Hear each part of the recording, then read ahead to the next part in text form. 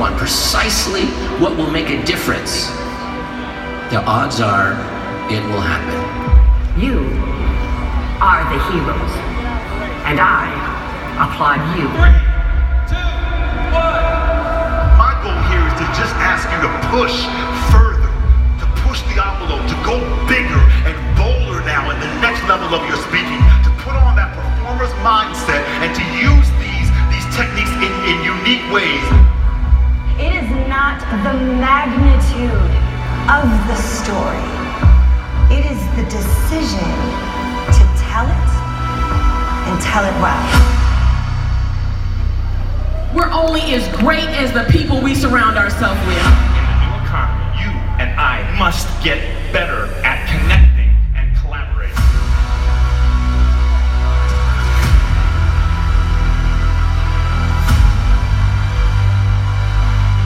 Do you know where you are in your continuum? Do you know where you are in your development? This is your time. Not to work in your business, but to work on your business. You have to be flexible. If you're going to interact with your audience, you have to be prepared for everything. Because here's what I know about all of you. The only thing stopping you from realizing your greater potential is fear.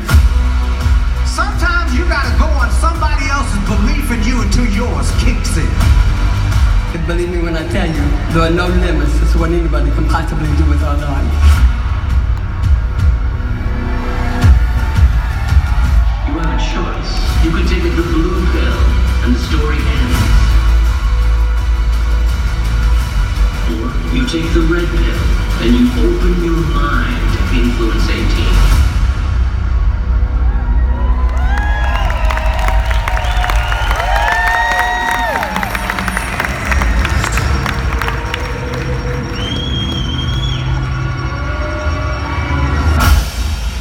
Welcome to Influence 18.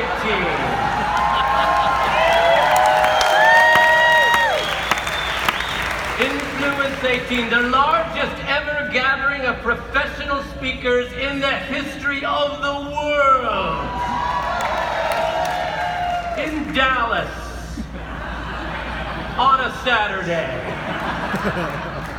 I am Morpheus Walter. Lawrence Fishburne's speaker's second cousin. And I'm here to tell you that you have all entered the speaker matrix. We chose the matrix as an influence marketing theme for 3 reasons. First, it was a 90s movie, and right now everything about the 90s is cool. Second, this awesome costume is now tax deductible. And third, we liked copying the blue pill, red pill scene from the movie. And by copy, I of course mean a legal parody.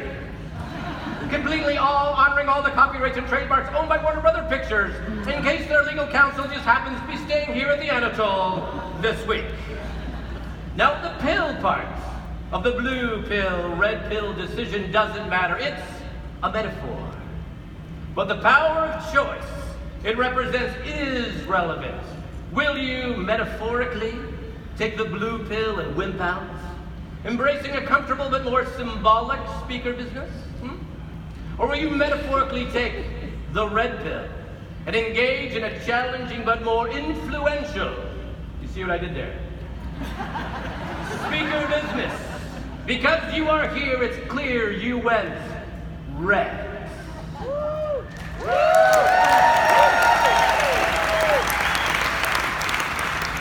Well, to lead us through the speaker matrix, we again knocked off, legally, the movie's Trinity and Neo characters as influence co-chairs. But even though we believe they are the ones, obscure matrix reference, go with it, they still needed to be intensely trained for their influence roles. So we turned to past influence chairs to be their oracles or coaches. Take a look.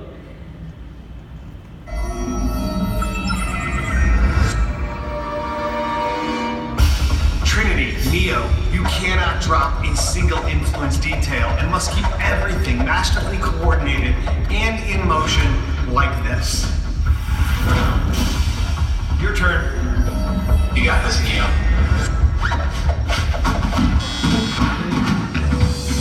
Keep practicing. But Tim, how am I supposed to deal with all the presenter egos? It's easy. 3-word affirmations. Repeat after me. You crushed it. You crushed it. You were amazing. You were amazing. Oh, no, more emphasis on amazing. You were amazing. Perfect. Now the most important one. Best speech ever. Best speech ever. No, slow down. You have to go slow. Best Speech ever. You have to do it in verbal slow motion. Otherwise, they'll think you say it to all the presenters. Don't I say it to all the presenters? Of course you do.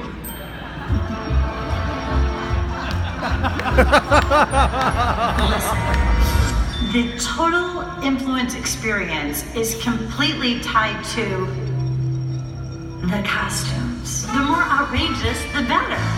And it helps to do a little cross-dressing. Totally on trend right now.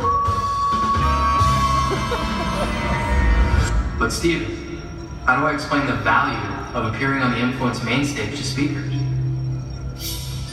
2 words. Video footage. Oh, I get it. Raw footage of them in front of 1,500 raving fans.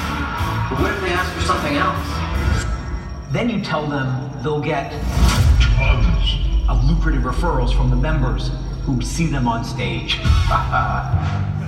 Does that really happen? Well, no, not really. It did work for Jason Hewlett.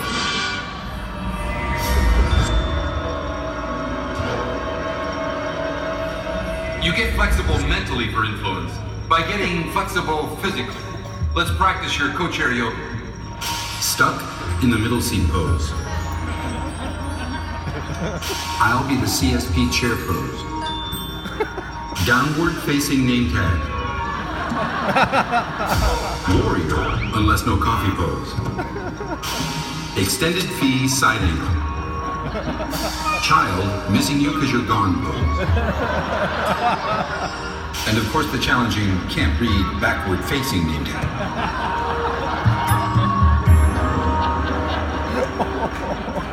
So you fend off all of the Agent Smiths by using the starfish as a weapon.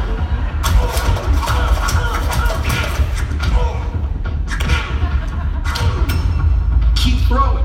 Keep throwing. But there's too many of them!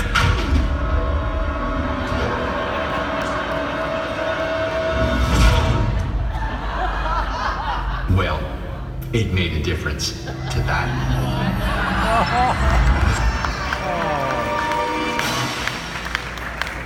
And now please welcome Jill Trinity Schiffelbein and Corey Neo Perlman.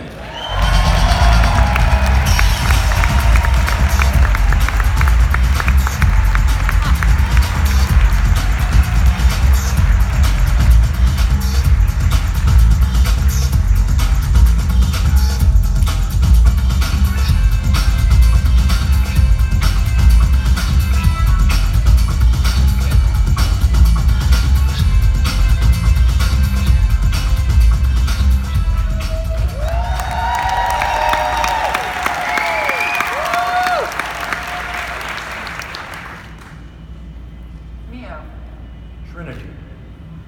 We're here. We made it! But we can't relax just yet. No, because unfortunately there are people who will seek to derail your influence experience. They're affectionately known as Agent Smiths, and they're everywhere. Lucky for you, we are going to teach you how to defend yourself against any of these evil forces. Look to your left, look to your right. There's 2 coming now. Okay. Get ready. I'll get this one. You get the next one. All right. Watch out, Neo. The constant critic. The constant critic is coming your way. You know, the person who, no matter how awesome things are, finds something to complain about. I think you should take him out.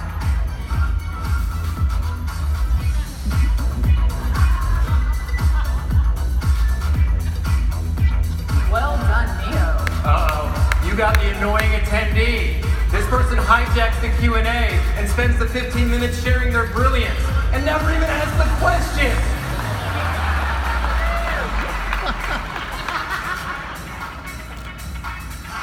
Well done, Trinity. Oh, Here comes two more. Two, right more. fast. Two, get ready. Oh, the narcissistic networker. You know that person? They're talking to you but looking over your shoulder because surely there has to be somebody better to talk to. Oh, and here comes the social salesman. This guy lurks in the bar with pen and contract in hand, and he'll actually opt you into his newsletter without your permission. I think we should take him out. Ready? 1, 2. Get out of here. Wait. Did anyone else notice that I'm the only woman up here? What the heck is this, an industry panel? Bring all the estrogen! And here comes one of my favorites, the temperature tyrant. It's either the surface of the sun or Antarctica in the room. Either way, they just can't learn in these conditions. And every chair's nightmare, the overtime order, that person who takes way too long despite the meeting planner saying time is up. You know what? I think we need to take him out. Time out. If you've seen the movie The Matrix, you might have an idea of what is coming. So spoiler alert, get your cameras ready. And by the way, hashtag influence18. That'd be great. Thank you so much. You ready, Neil? I'm ready. Time in.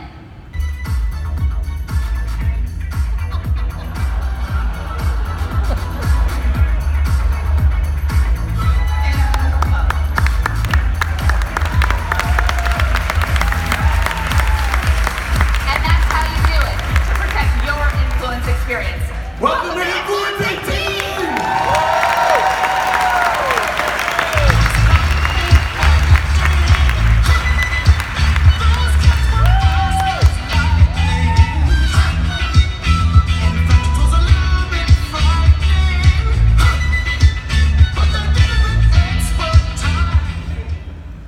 Ladies and gentlemen, please welcome NSA Board President Brian Walter, CSP, CPAE, and NSA CEO Mary Lou Peck.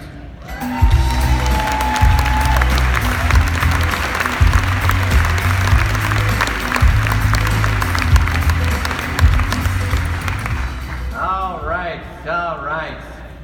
Now, Influence is the annual convention of the National Speakers Association, but it's actually a global speakers event. We have attendees from over 20 different countries across the world, and we want to acknowledge everybody who flew so far. And waited so long in customs. To get their passport stamped to be here with us today. So we're gonna give each country a chance to give a big, loud and proud, yelling, applauding shout out, but not in alphabetical order. Yes. So what we're gonna do is we're gonna share 3 to 4 things that Americans think your country is most famous for.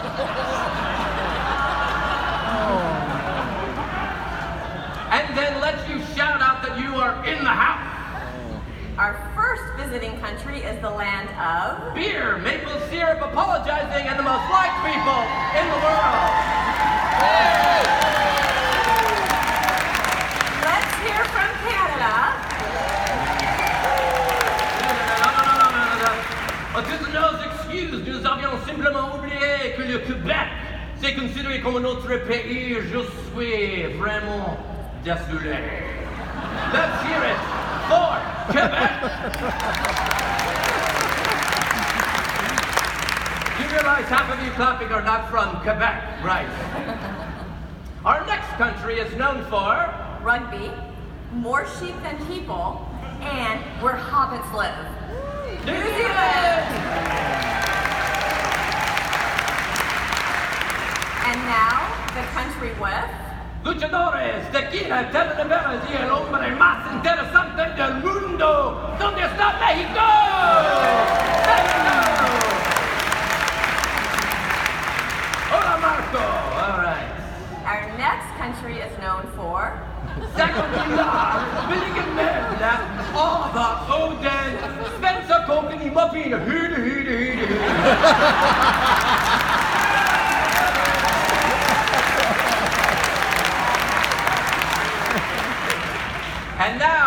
country who brought us Vegemite, Hugh Jackman, flip another shrimp on the Barbie, and giving the world Outback Steakhouse. Aussie, Aussie, Aussie!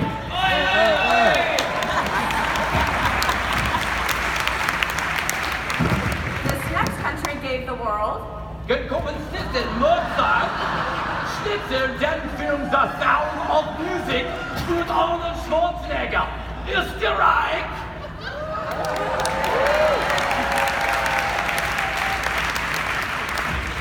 And what our friends across the pond are known for Harry Potter, Harry and Meghan, Downton Abbey, and the Beatles. Great Britain!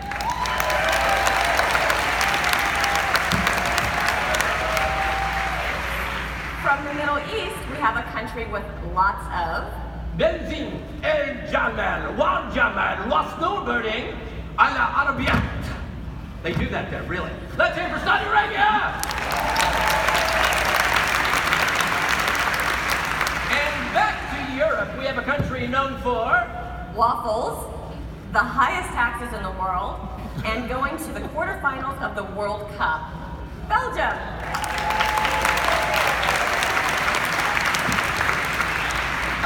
Mary Lou, I noticed some of the other European countries weren't clapping for that last part there. I wonder why. That's very strange. All right, our next country, 1 in 7 Africans live there. They are the second largest producer of movies in the entire world. They had the coolest jerseys in the World Cup, and fortunately for me, the official language is English. Let's hear it for Nigeria!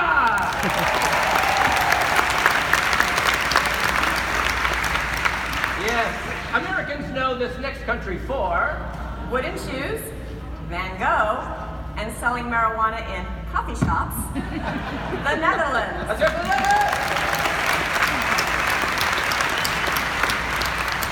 But let's have you do this next one too. This European country is best known for Ronaldo, the best surfing in Europe, Ronaldo, half the world's supply of cork, and hello, Ronaldo. Let's hear it for Portugal!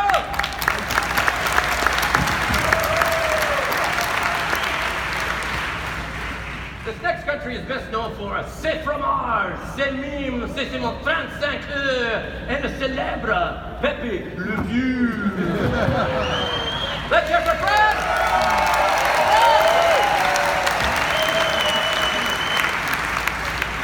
Our next country gave the world Guinness, the Guinness Book of World Records, U2, and dancing without moving your arms. Let's hear it for Ireland! For Ireland!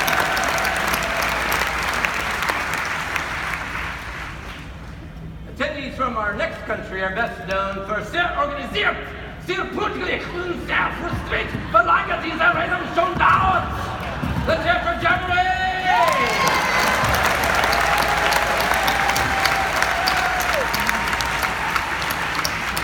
And moving to the Far East, we have a country with the Marina Bay Skyline, the world's best airline, and no gum anywhere. Singapore!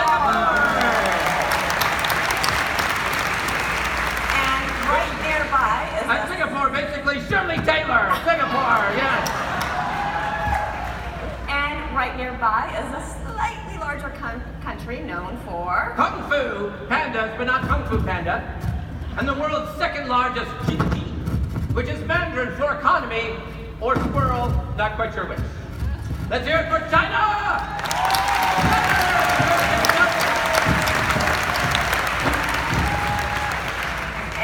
Almost last, we have a country with the most NSA members and cowboy boots per capita. Big here where the Alamo isn't first a rental car company. Let's hear it for the Republic of Texas!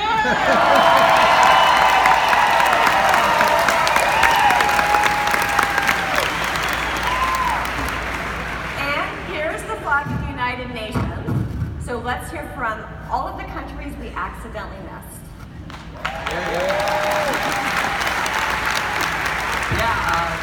Yeah, sorry, as they say in Canada, but you know in the U.S. we're horrible at geography, so sorry there. And finally, we have our host country, best known for Law and Order sequels. A Starbucks on every corner. Calmly discussing politics on Facebook. Texting while walking. And NSA Spirit of Cabin. Let's hear it for the USA!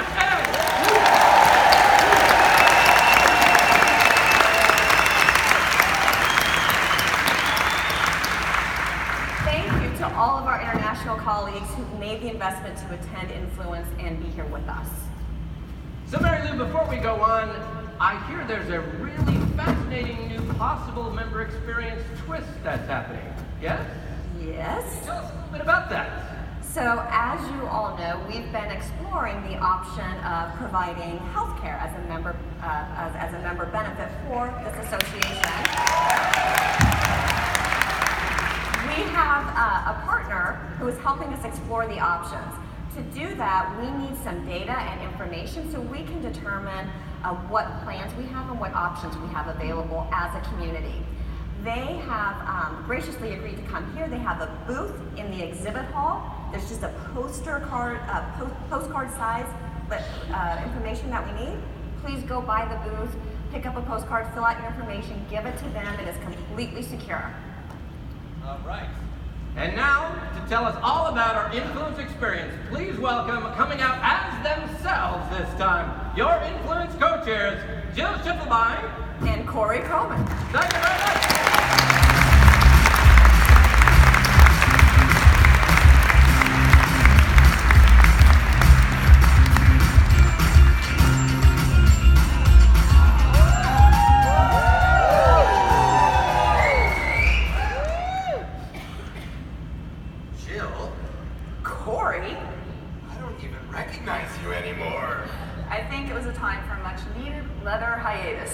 Well deserved. It seems fitting that we'd officially retire those costumes, as it's almost been a year to the day that we first appeared as Trinity and Neo. And when we made that appearance, we made all of you in the audience a promise. A promise that we were going to work with you to create the most co-created influence experience the organization has ever seen. We tried to take you on a journey with us. Through live streams, polls, and pictures, we wanted you to feel constantly connected. And with your help, we created a buzz that this organization really hasn't seen before. You honored us with your Matrix-themed proposals, your videos, and oh my gosh, Corey, those red pill pictures, awesome. Amazing. And lately, you've humbled us with your words of support, love, and encouragement. Together, we've created a social, digital, and physical experience. That trifecta is now the standard in our association. It's all possible because we all work together. So please give yourselves a massive round of applause.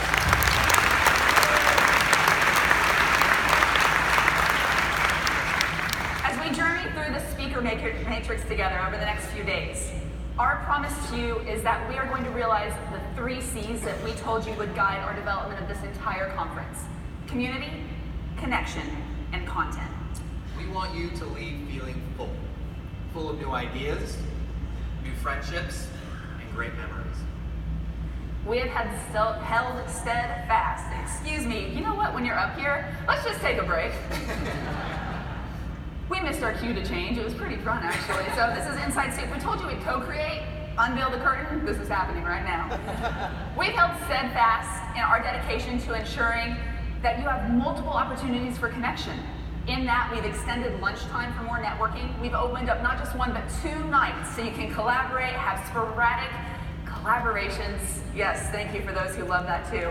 And most of all, the speakers that you're going to hear throughout this conference all know how to really connect with an audience. And Matrix theme aside, we're both content junkies, and we wanted to develop a program with the most action-oriented takeaways. We trimmed all the fat and left you with the prime cut of meat, knowing that you'll leave this convention stuffed with content to help you grow your business. From the bottom of our hearts, thank you so much for choosing to take this journey with us.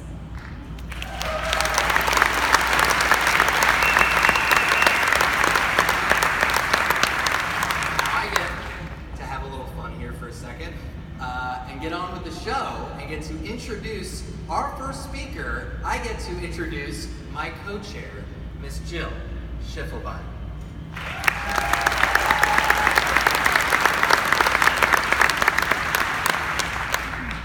I think most of us in this business love it when we genuinely love our clients and they love us back.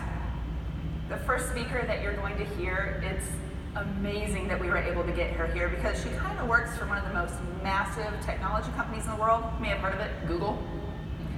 For 2.5 years, I've gotten to work with her and watch her grow into someone who can deliver a message with such articulateness and pride. And when you hear her words tonight, you'll know why. Because she has been in so many spaces, including the White House, when President Obama called her personally to brief them on their team's online radicalization efforts.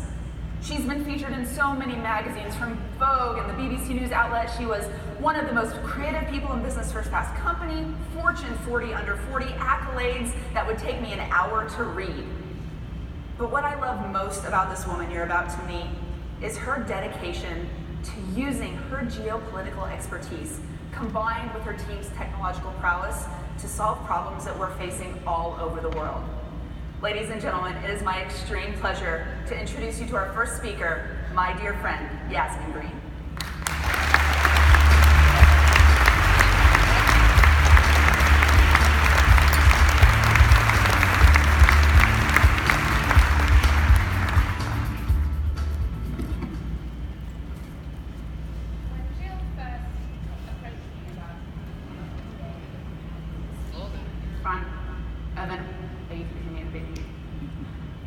When Jill first asked me to come and speak in front of you all today, and she told me that the audience was full of professional public speakers, knowing that I'm not one and I'm from a completely different world, I thought she was just out of her mind. And she told me more about the conference, and as she did, I really understood more about what you're about and about the overlap in our worlds. I believe we have a shared belief in the power of words to create change, and a knowledge that one voice from one person can really make a difference. I've spent the last 7 years studying the impact of information and messaging and communication on the internet to create good and to create ill. And I am honored to be here with you today to share some of the results of our work, and also to talk to you about our most recently announced technology. But first, a little bit of background. When I started working at Google in 2006, Facebook was just a 2-year-old, and Twitter hadn't yet been born. We were doing this awe-inspiring work of building search engines and video sharing sites and social networks. And at the same time, criminals, dictators, and terrorists were figuring out how to use those same platforms against us. And we didn't have the foresight to stop them. Over the last few years, geopolitical forces have come online to wreak havoc.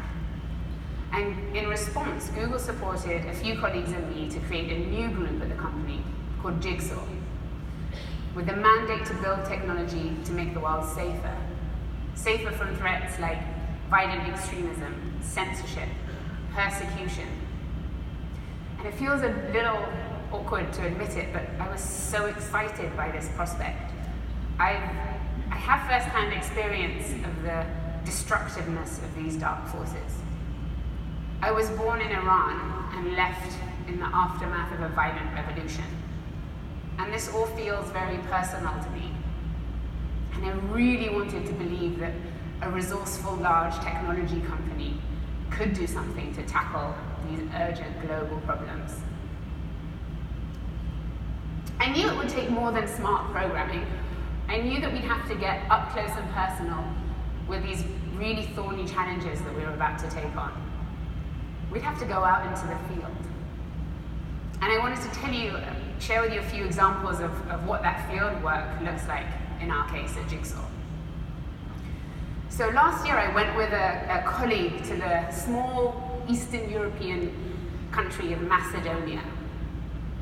There's a town in Macedonia called Velez, which has been nicknamed the fake news capital of the world. We actually were going there to understand the phenomenon of fake news. I spent time with a guy who's nicknamed the godfather of fake news, a Macedonian man who had personally inspired 5,000 teens in that country to go into the fake news business. The business model is pretty simple. Plagiarize, clickbait titles, drive free circulation from social media sites. One goal and one goal only, which is profit. When a social media user clicks on a link, they get through to a fake news site. There are many ads they often click, and each ad generates revenue. I learned that successful fake news articles often generate between $5,000 and $10,000 a pop. And actually, the most profitable fake news sites hadn't always been political. They'd been in the categories of fad diets and muscle cars. The shocking thing to me was that 90% of the people in this business in Macedonia didn't even speak English. So how is it that they were propagating articles about the Pope endorsing Donald Trump and making money from internet users in America? They don't speak the language. They were literally copy-pasting from American sites. They even write their own words. Their goal was profit, their method was words, and their result is destructive. And by traveling to the field and spending time with these perpetrators of this illicit business, we gleaned insights that can then inform the counter-abuse technology that we developed at Google. In another example of pursuing fake news peddlers in the field, ideological ones, not commercial ones, we went to the Middle East. We were, rather than looking at fake news publishers who use digital marketing to drive clicks and profit, we were going to speak to the people who use it to radicalize and recruit terrorists. So I was in a prison cell in the north of Iraq with a team of mine, sitting in front of defectors from ISIS, young men who'd left home, gone to sign up for jihad, join the caliphate, witnessed the brutality and the suffering and the corruption, nothing like the online propaganda that they bought into, and risked their lives to flee. And one of these guys was a scrawny 22-year-old who had trained as a suicide bomber before defecting.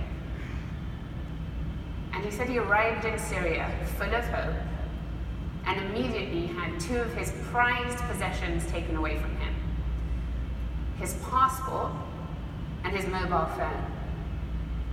So on arrival, the symbols of his physical and digital liberty were immediately taken away. And I'll never forget the way that he described to me that moment of loss. He said, "You know, in Tom and Jerry, when Jerry's trying to escape and Tom locks the door and swallows the key and you see it bulging out of his throat as it goes all the way down to his stomach." And as surreal as that was, I connected so much to the feeling he was describing, that feeling of doom when you realize there's no way out. The youngest former supporter of ISIS I ever spoke to was a British schoolgirl who had been taken off of a plane at London Heathrow, trying to make her way to Syria. So I sat down with her and her father in London and I asked her, "Why is it that you wanted to go?" And she said, "Well, I thought I was going to go and live in the Islamic Disney world." She thought she was going to go and meet some jihadi Brad Pitt and get married and go shopping in the mall all day and live happily ever after. That was what she saw in ISIS. ISIS understands what drives people, and they carefully craft a message for each of their audiences. In our research, we found content in ISIS produced propaganda in over a dozen languages: English, Arabic, German, Russian, French, Turkish, Urdu, Mandarin Chinese, Hebrew, and I've even seen an ISIS-produced video in sign language. Think about that for a second. ISIS takes the time and makes the effort to ensure their message reaches the deaf and hard of hearing. How many organizations do we know that go to those lengths to be so inclusive of their audience? As a result of our research, we did launch a new approach to countering extremism online called the redirect method. And it uses the power of online targeted advertising to reach people who are looking on Google for terrorist material and redirects them to online videos that could dissuade them from joining. In an 8-week pilot of the redirect method, we reached 300,000 individuals that demonstrated some positive sentiment towards violent Islamism.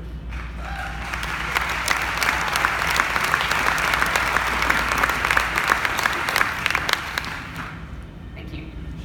But the thing that really struck me was that it wasn't tech savviness at all that was the reason that ISIS has won hearts and minds. It was their insights into the prejudices, the insecurities, and the desires of the people they're trying to reach that does that. At every turn, the internet, the power of words, is changing lives. And without our attention, our vigilance, our intervention, that impact could be devastating. So I mentioned a bit about our fieldwork to look at fake news and terrorism. The topic I'd like to go a bit deeper with you on today is, and a topic where we've most recently announced a technology initiative, is that of online harassment. Words matter. I've never been with so many people who I'm confident agree about that statement. Motivational, informative, empowered speech inspires change for better. Inflammatory and toxic speech can devastate. Imagine this. Imagine you're a woman, you're married, and you have a child. You post something on social media, and in a response, you're told you'll be raped. Details of when and where, we're told your son will be watching, and your address is published on social media right there for everyone to see. Feels like a really real threat. Do you think that you would go home? Would you continue posting online? Would you continue doing the thing that's irritating your attacker? Increasingly, online actions have very real offline harms. And automation is just exacerbating the problem. A journalist in Turkey confronting government corruption was targeted by an online hate campaign that comprised 30,000 messages, including a rape bot that sent her 12 rape threats a minute. So in her social media feed, she got 1 rape threat every 5 seconds. Yes, these are egregious examples, so why don't we look a little closer to home? I'm curious in this audience, by show of hands, how many people are on social media? Thank you. Keep your hands up if you've ever witnessed or directly experienced online harassment. Look around. That phenomenon is not isolated to the people in this room. Think tank Data and Society recently published research that found that nearly half of all Americans have experienced online abuse. Women, racial minorities, LGBT people are more likely than others to be attacked. And research shows that those who are attacked often self-censor. And even digital bystanders are less likely to participate online once they've witnessed harassment. I was really shocked to learn about Jill's experience with comments. I'm curious here, before I tell you Jill's experience, one more show of hands. How many people here have posted something online to do with your business, like an article or a video or an image, and have had a comment come back in that has nothing to do with that content? Maybe something about your looks, something else. It's incredible. Look around. So in Jill's case, she described to me her experience with comments and live streaming. She said when she would do live streams, she'd get comments back a lot about her looks, her appearance, suggestive remarks, suggestions that she take off her shirt, and that she commit pornographic acts with the people that she's interviewed. Think about this for a second. Like, how has today's online environment impacted the way that you do business? Have offensive comments changed your online posting behavior? Do you think twice, perhaps, about posting? I asked Jill, what impact has it had on her? And I know she doesn't mind me sharing this. She doesn't read comments anymore. There's an external editorial team who reads them for her and lets her know if there's anything that warrants a response. So the joy of interacting with her audience is no longer there. Online harassment has become a perverse art of knowing what makes people afraid, what makes people angry, what makes people insecure, and pushing those buttons until they're silenced. When online harassment goes unchecked, free speech is stifled. And there's a snowballing effect to toxicity. Researchers at Cornell and Stanford universities found that the single biggest predictor of trolling behavior was whether the last comment in a conversation was itself toxic. So bad conversations beget bad conversations. And we have a spiral in online negativity. What about the people who are trying to host these conversations? Publishers, comments forums. They're throwing their hands up in despair. They're closing their forums and discussion spaces altogether. So we're losing spaces online to meet and exchange ideas. And where spaces remain, and most of us know this is true, we descend into echo chambers surrounded by people who think just like us. But that facilitates polarization, and that enables the spread of disinformation. A colleague of mine recently observed that comments represent the promise of the internet and also the tragedy of the internet. What if technology instead could facilitate empathy at scale? This was the question that inspired our partnership at Jigsaw with Google's counter abuse team, Wikipedia, and the New York Times. We wanted to see if we could use the power of machine learning to teach online tools to understand the emotional impact of language. The first step with teaching machine learning models is building a very large data set. So we went about that. We had 1 million plus comments, and we asked 10,000 people to rate which of those comments would make them leave an online conversation. And then with machine learning, we tried to understand the nuanced patterns that would determine which comments make you disengage. That's a really difficult thing to try to predict, and a really tall order of a machine. And I want to illustrate that with an example. Compare these two messages that could have been sent to me earlier this week. Break a leg on Saturday. I'll break your legs on Saturday. You understand that immediately, even though the words are pretty much the same. That's not a trivial accomplishment for AI to tell the difference. But the beauty of building AI that can tell that difference is that AI can scale to the size of the online toxicity phenomenon. And that was our aspiration in developing our new technology called Perspective. With the help of Perspective, the New York Times has been able to expand spaces online for conversation. Think about this newspaper, the most one of the most successful ones in the world, one of the best resourced moderation teams, and they could only enable comments on 10% of their online articles. They actually turned off comments for 90% of their articles because they couldn't absorb the demand that it would impose on their staff.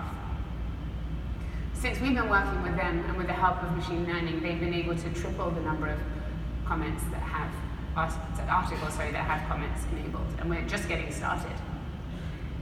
With Perspective, we're looking at other aspects of offensive and unconstructive comments.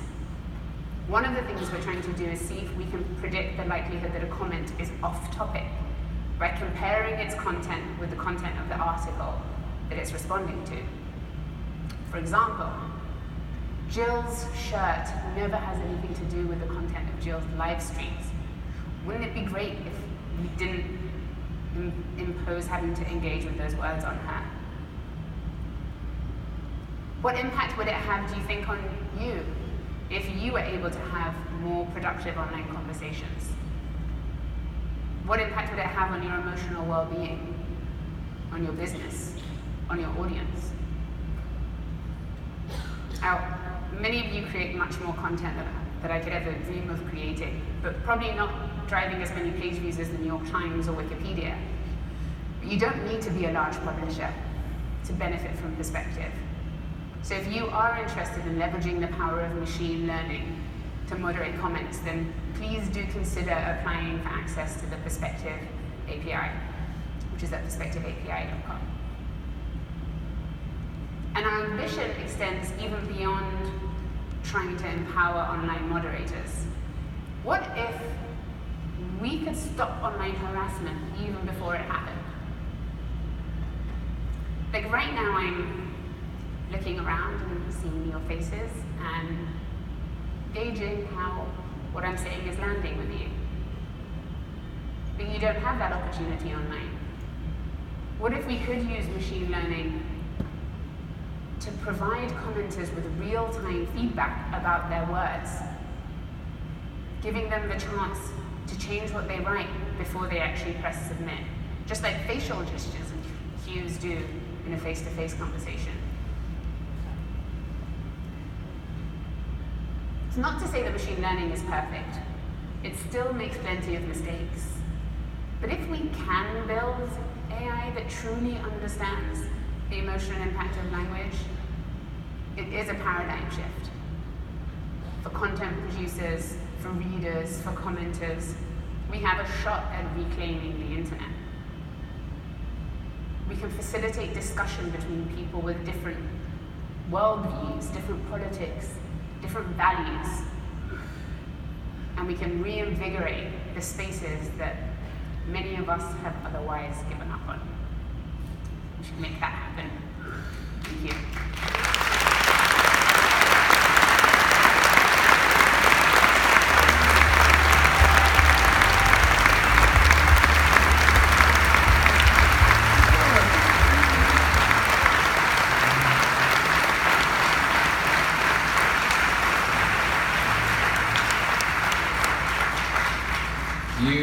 You hear applause, and that applause is filled with a bit of technological awe and also relief.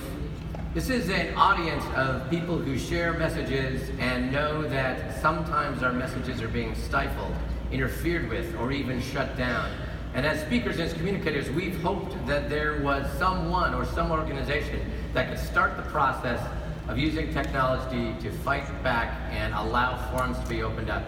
We have an award that we call the Master of Influence Award. We normally give this award to an individual who is an amazing speaker over time, who has made a very targeted impact.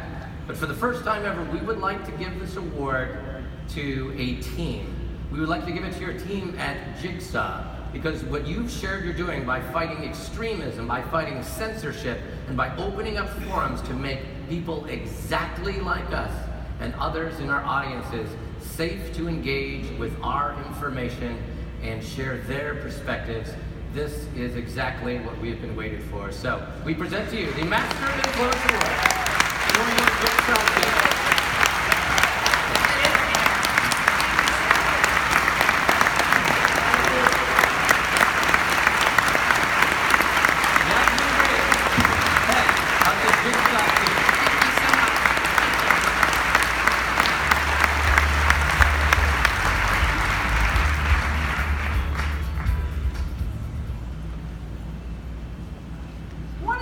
coolest things you get to do as co-chair, aside from riding out on segways and wearing costumes, is you get to really have the prerogative to create new and innovative presentation methods that all of you get to experience.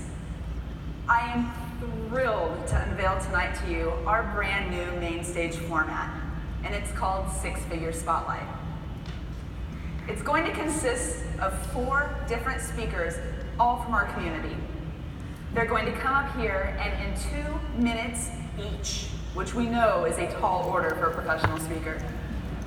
In 2 minutes each, they will each individually deliver a tip that is added at least $25,000 on top of their main revenue stream in their business, so on top of keynoting. When you get done, in 8 minutes, you will have gotten ideas for over $100,000 worth of revenue. Now I invite you, while you're watching these up here, it's going to be rapid fire. And because we know when you hear a good idea, you want to write down everything you can about it, we decided to use the magic of technology to help. Inviting you to sit back, relax, and just take in these ideas is what we want to do. And so as soon as the last speaker finishes, magically in your app will populate the transcripts from each and every speaker. And a couple of them even put some additional goodies in there. So throughout the convention, you will see six-figure spotlights on main stage every single day. And right at the end, the same thing will happen, boom, like magic in your app. If I had like pixie dust sound, that would be really cool. Should have planned that out. It'll appear, and you'll be able to take that information with you wherever you go.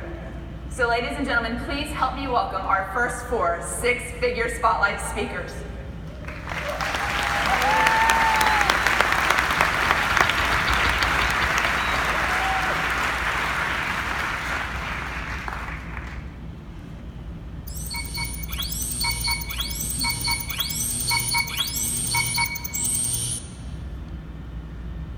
You can get your clients to pay you an extra $10,000 a month for access, the same way they pay thousands to health club memberships. Now you know the health club membership model. You have it. It's sometimes expensive if it's a premium, but you're just paying for access.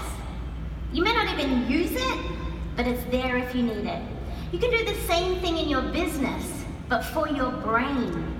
Add $10,000 a month per client to your bottom line. Now this started for me when I was sitting in my client's office in New York. He said, look, I just want access to your brain whenever I want it.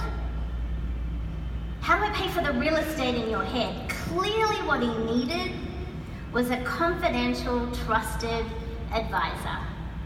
So he wanted someone on demand whenever he needed me. What I realized was he needed a brain on demand. So I said, that's going to cost you $10,000 a month. He said, fine. Access to my brain is like a premium health club membership. But you know that health clubs only have a 20% utilization rate.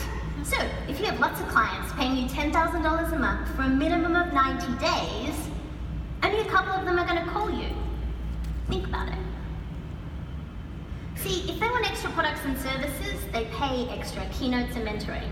It's not consulting, there's no project, it's not coaching, there's no development. They can phone or text whenever they need you. If you want to add an extra profit center to your business, brand your brain, pick a price, and sell it.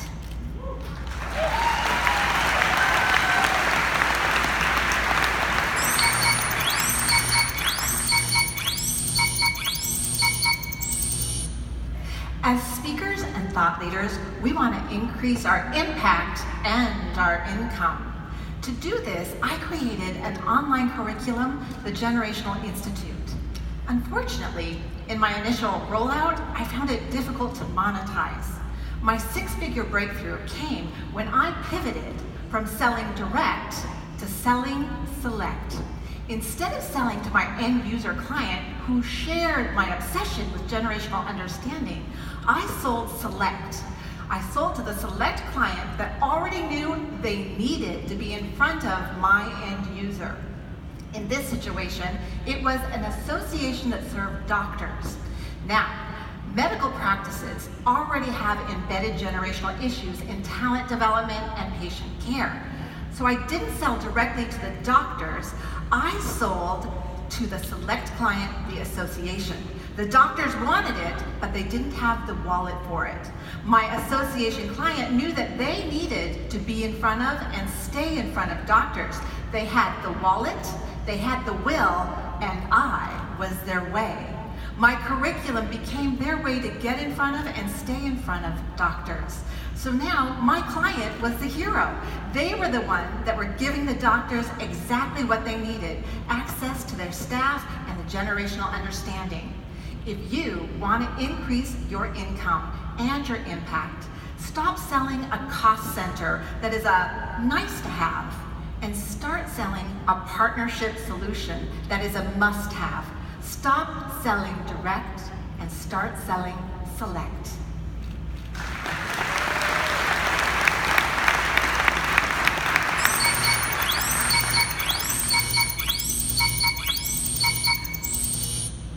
What will happen if you expand the length of the impact of your deliveries? What will happen if you give measurable results to your customers? They will book you again.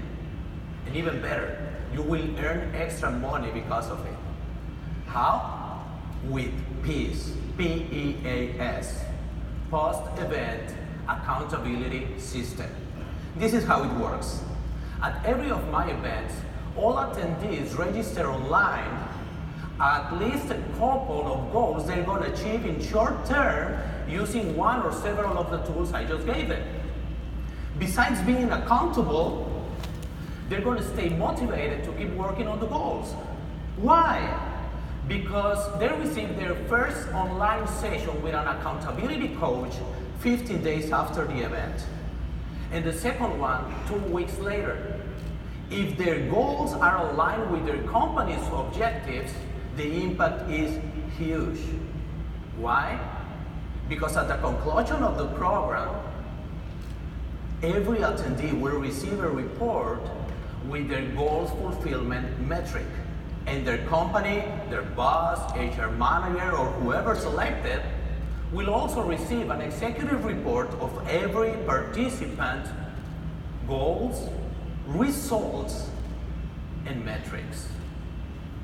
I offer this service to any of my speaking customers. I charge them about $120 per person per program. My accountability coaches do the job. They achieve goals. Customer receives measurable results, and we are all happy. So you can get financial peace using peace.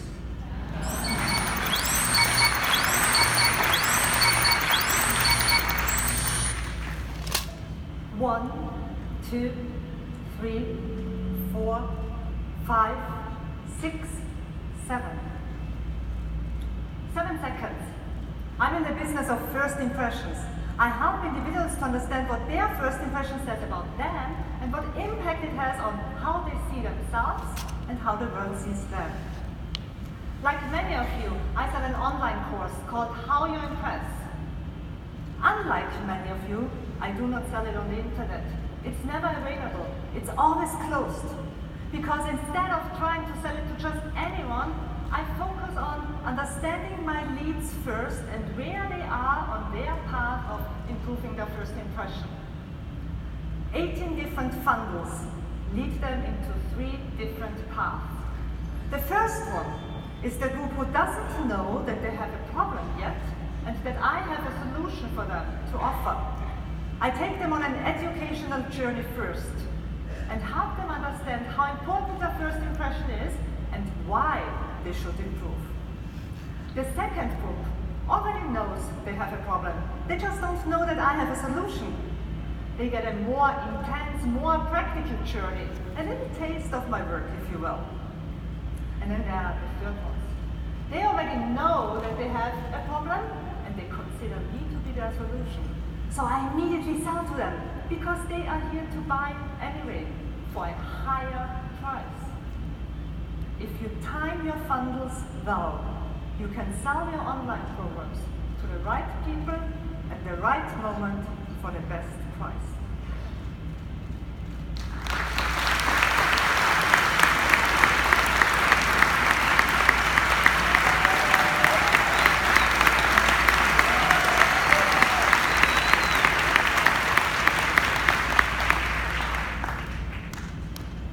Four speakers, 4 ideas, 6 figures in revenue. Give a round of applause for our spotlight speakers.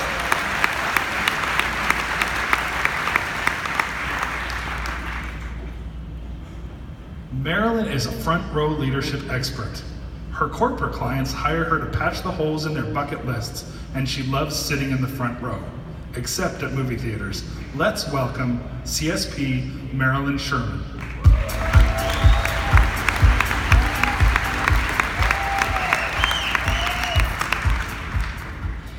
Welcome to the main stage celebration of the 2018 CSP class.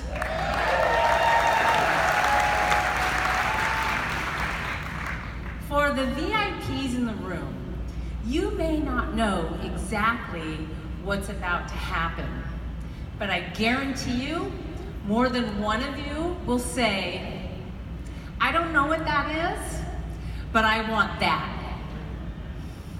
What this exactly is an earned designation where these 51 individuals, 46 of which are here today, have shown longevity in the speaking business, earning at least $250,000 in speaking fees and or same-day product sales over a period of at least 5 years.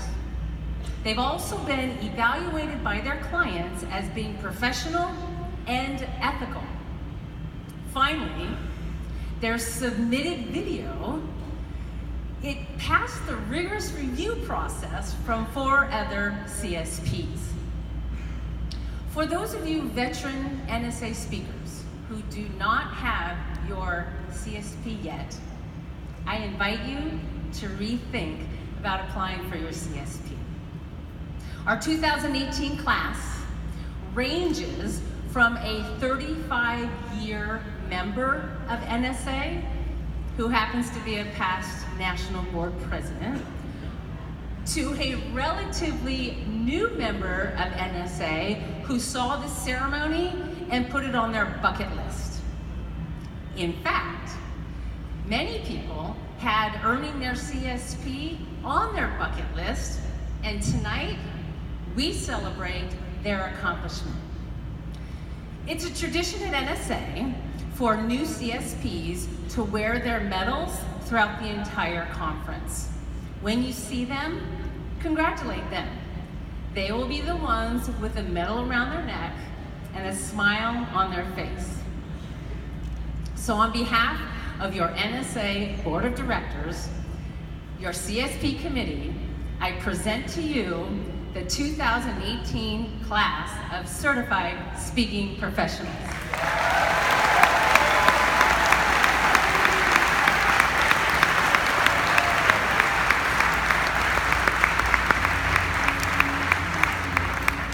Anton J.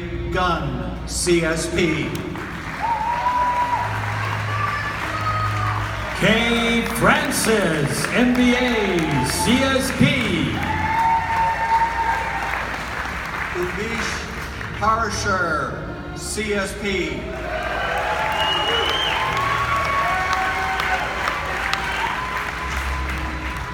Kent Julian, CSP.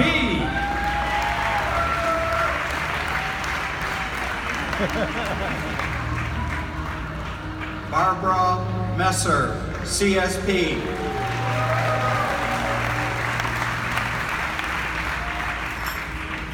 Kevin McCarthy, CSP.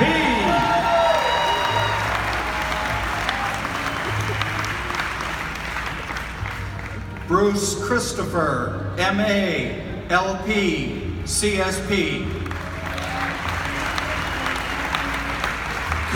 Welchland, CSP.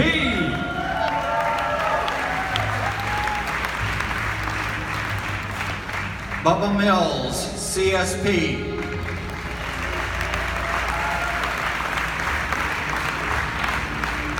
Leslie Zan, CSP.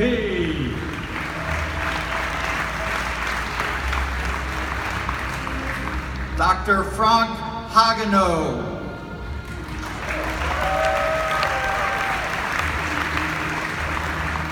Lisa Copeland, RDH, CSP.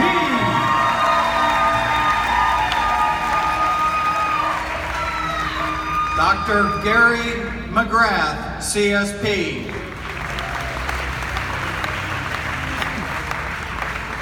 Manly Feinberg II, CSP. Dr. Renee Thompson, CSP.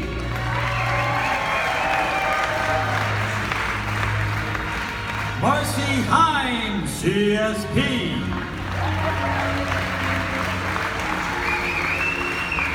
Elisa Hayes, CSP. Mark LeBlanc, CSP.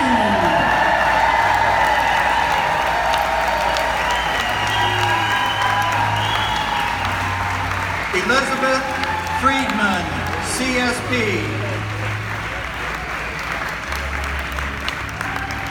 Matt Booth, CSP.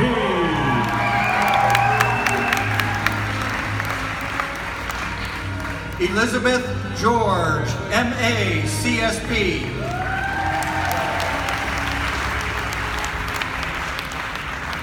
Mara Neville Thomas, CSP.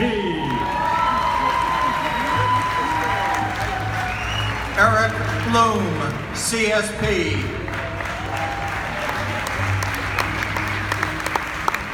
Michael Aguilar, CSP.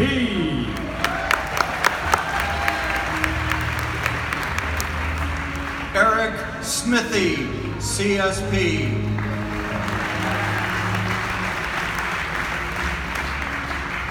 Michelle Tillis Letterman, CSP.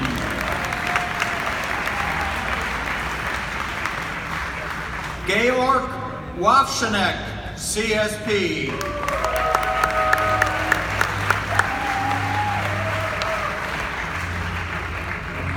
Molly Wendell, CSP.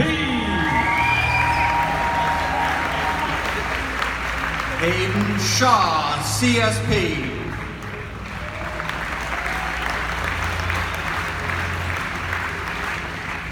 Pete Blank, CSP.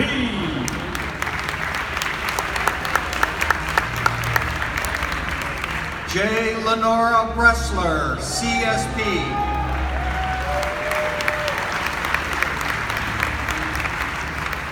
Bill Eastwood, CSP.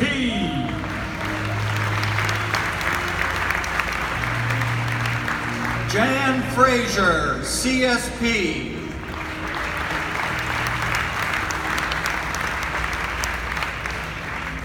Ryan Taft, CSP.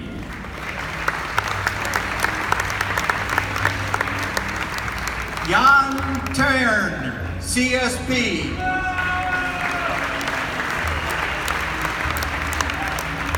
Sarah Gibson, CSP.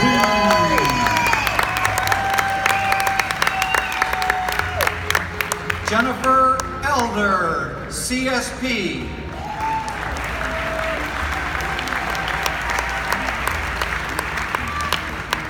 Scott Lesnick, CSP.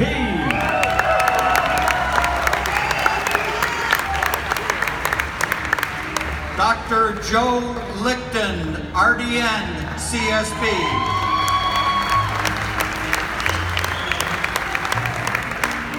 Shelley Rowe, CSP.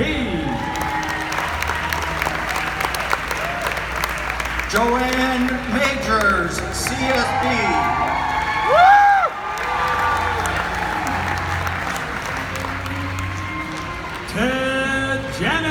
CSP.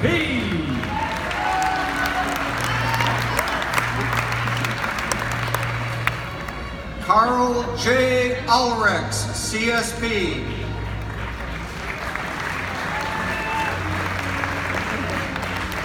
Tony Chapman, CSP. Sylvie DiGiusto, CSP.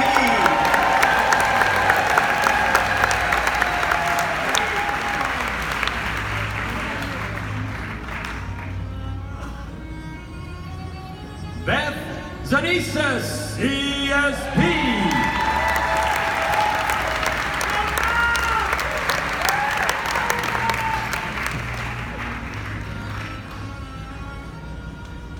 We'd like to also honor those that weren't able to make tonight's ceremony.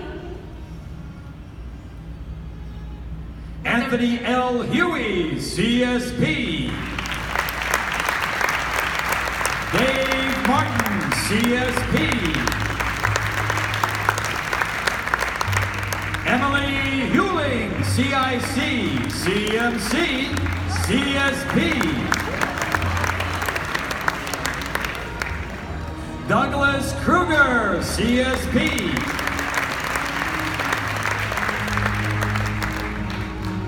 Karen Leon, CSP.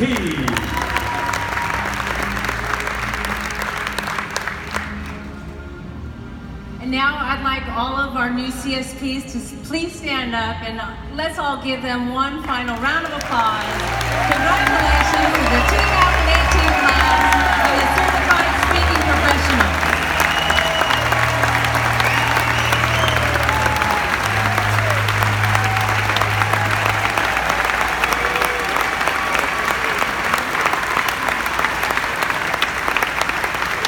Ladies and gentlemen, please welcome back your Influence co-chairs, Jill and Corey.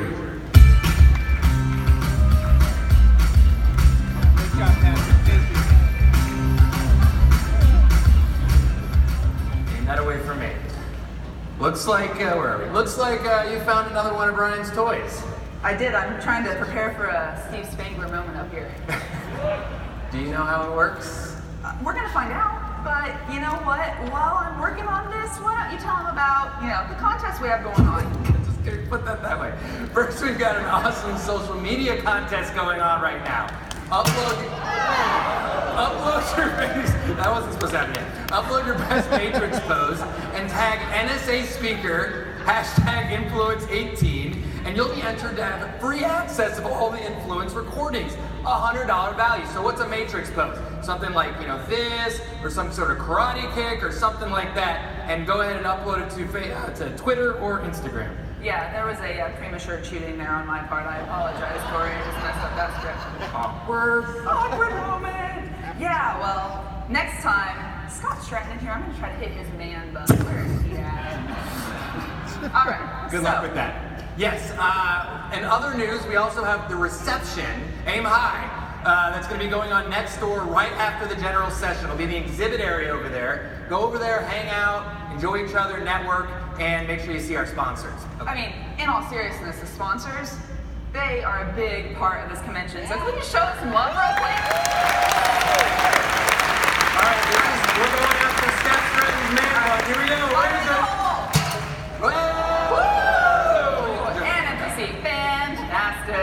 Okay, I'd like a turn with the gun, please, if you would allow. I have to play with it. I want one shot. It's a co-chairing opportunity here, please. This is a childhood fantasy, growing up in Kansas, having sports. Ready? So don't hit that button. Okay, ready? Oh, yes, ma'am. Okay. All right, good. Well, let him get his shot lined up, and we're going to talk about tomorrow. Over here. So we have ample time for networking and shenanigans tomorrow, but starting tonight. We started this session earlier so you could have time to go out to the reception and enjoy each other's company. So take advantage of that because we're starting convention a little later in the morning at 9 a.m., not 8 a.m. So please stay out, enjoy each other's company, be in here 9 a.m. sharp. You ready? Go, Corey. All right, here we go. Don't get some noise.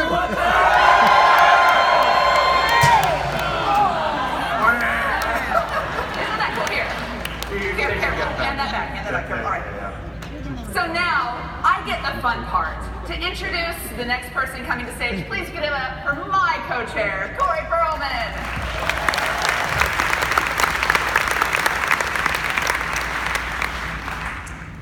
So, our next presenter I met in the Atlanta Federal Penitentiary.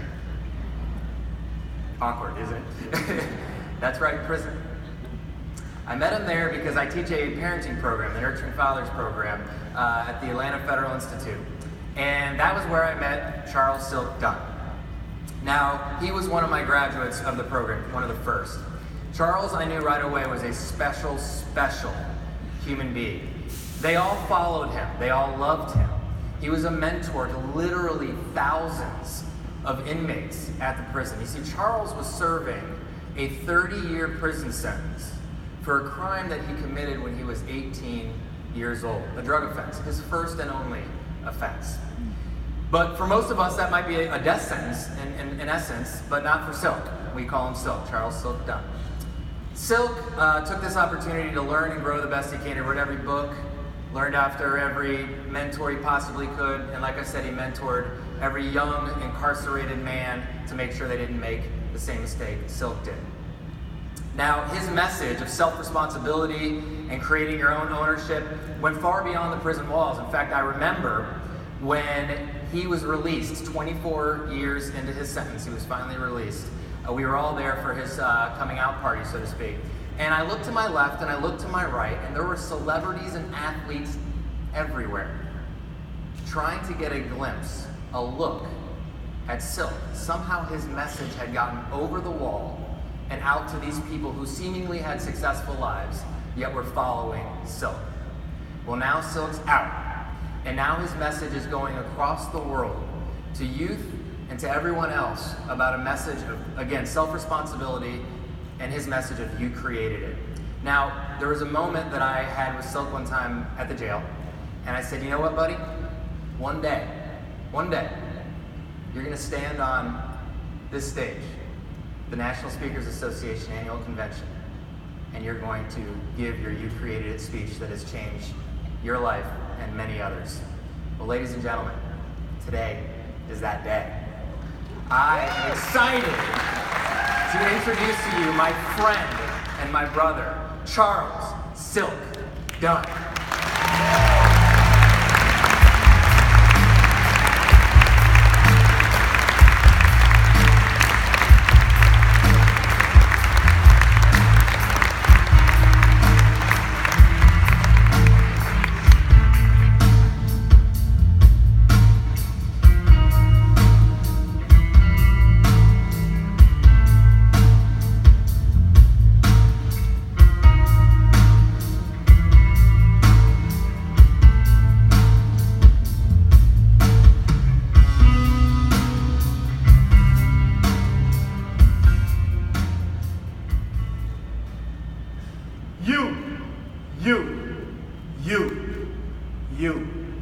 You. Act like you was tossed into your life as some kind of spectator. When you've been the boss of your life and the dictator. All that good luck, bad luck, coincidental things. Oh, it's a fluke by chance or a humbug. No such thing. Only a sequence of events that the uninformed mind just couldn't explain. You see, we spin out of the invincible something like how them tornadoes spin out of hurricanes, and it's almost irrefutable that we created our own pains from things that are tailor-made by our words and thoughts and things to the universe that's connected to our subconscious. Not even your speech is a fling. You see, it's on the same frequency. It's not divided. It clings. And our thoughts, words, and deeds are all electrical entities, and they attach themselves to similar energies, and they form our reality cluster. We hurt ourselves when we frequently put bad energy into the universe delinquently, causing our life to lack luster. Something happens in your life, I say, well, you created it. You say, no, I didn't. I say, you must have. Because situations in your life just don't happen. You sold it. Either by design or default, your future, you molded. When all them secrets come back, don't get mad, because you told it. When them people call you about their money, don't get stressed, because you owed it. You see, everything in your life, you created it, either by karmic need or karmic deed. Thoughts, words, and language all shaped by karmic seed. You start the world into rotation even with the words you speak. That's too hard, I'm too sure, that'll never work. One thing is for certain, these are self-inflicted curses make you cast your own burden. So don't use the language of skepticism or pessimism. Know the difference between the spirit and the soul's mysticism. And then you know to never eternalize negative criticism. You see, the soul really accepts it, whatever the spirit suggested. So if your world ain't right, you created it from your mental messes. Repeating all this world's ignorant cliches with mixed messages. We gotta protect the kids because it stays the brain from the adolescence. So don't complain about your so-so life, because it evolved from a self-made motor, your prototype. Our lack of spiritual knowledge is what created the misusage. Our spirit helped create this world, but not the excuses. In life, you don't get what you hope for, what you wish for, what you dream, unless you incorporate the things you do and what you believe. Because success is formed when words, actions, thoughts, and beliefs convene. Because energy is in everything, but it's scattered, and it flows through our 7 chakras, and it picks up our own individual energy pattern, and that's how your life is fashioned. So if you the kind of like talking about people behind their back, or if you just the negative type, you better be careful, because you're shaping and sculpting and molding the details of your life. It doesn't make a difference if anyone hears you. If you whisper your negativity in the corner, the universe has eyes and ears, takes your words and thoughts, put them in the form and send them right back to the owner. You gotta cut negative people and negative thoughts loose. Don't never measure the wrong angle of the situation, but measure the right angle like the hypotenuse. You see, Egypt has the world's clues. Your birth is your cue to come into this world, like Ray Charles said, make it do what it do. If you don't think you created your own life, that's not even an iota true. Our prayers and meditations and discipline and dedications is essential to maximize your human potential and get away from mediocre uses. How well do you manage your food? That creates the excess weight and diseases that contributes to your moods. You better be careful today, because right now, you paint a world that tomorrow you're going to walk into. You see, the world was a blank canvas with the Rembrandts and the Van Goghs, the Leonardo da Vinci's and the Picassos, our thoughts, words, and deeds, and the paintbrush we dipped into the paint of the cosmos. We even created music with the 7 to 12 musical notes. The rhythm attracts and repels the spirits that our life invoke, because bad energy will find a life to possess you like a virus finds a host. You see, life doesn't just fail, it's provoked. So you created it, your sovereignty or your poverty, but everyone wants riches, but we lack generosity, and true wealth comes from treating people properly. Which reminds me, we are created entirely. Too many human collisions and divisions from passed down superstitions and religions that it has become despicable. How our views are so one-dimensional. When we reach these religious pinnacles that are not pivotal, it becomes pitiful, because we forget about human beings and start praising customs and rituals instead of being spiritual. Don't get me wrong though, it's okay to pray in the name of the baby that was born in the manger. But even he said faith without works is dead, so you your own savior. We are the miracles face here. He raised with 36,000 dreams of 3.2 billion chemical bases, and we still run around here blaming our failures on other races. Try blaming your failures on all them aimless conversations, or not taking in the proper information, or too caught up with all them physical sensations that behind every dollar you make and every outfit you buy. You know what it's for, to attract the mate for sexual gratification. We missed it. We have to fix it. We too disconnected from our spirit. When our inner voice inside us try to guide us and teach us, we so detached and confused that you can't even hear it. All the destruction, chaos, and conflicts in the world, yet still, it all evolved from our free will. So don't blame others for your life, it's your creation. Have the courage to go beyond book sense and your frustrations. And just maybe you'll understand why Einstein said he would trade in his whole world intelligence for imagination. Because his whole world is nothing but the physical manifestations of all of our imaginations. So if you don't like your life, just change it, because you created it.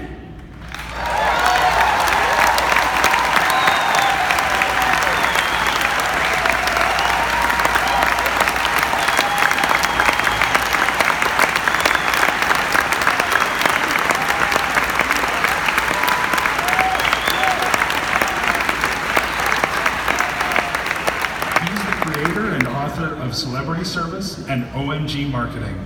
He's inspired brands including McDonald's, Emirates, and Xerox to create award-winning ideas to outperform the competition. Ladies and gentlemen, please welcome all the way from the United Kingdom, fellow and PSAE, Jeff Ram.